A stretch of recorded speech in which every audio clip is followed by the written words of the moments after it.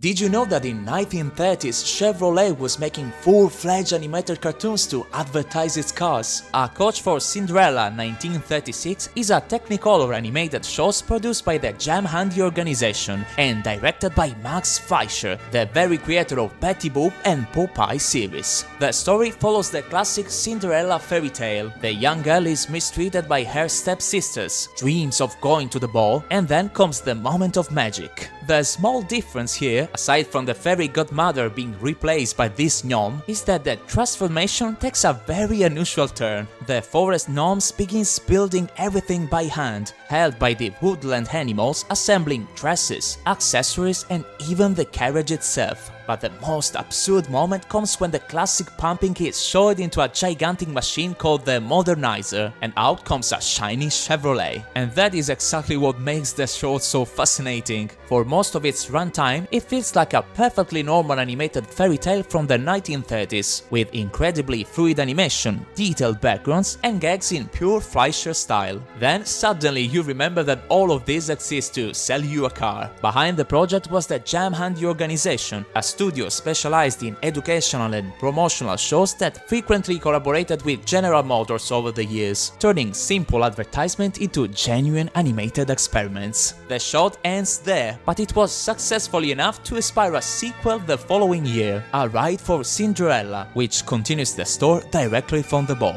One of those rare cases where the advertisements becomes more interesting than the product itself. This short is in the public domain and can be found on YouTube or Internet Archive.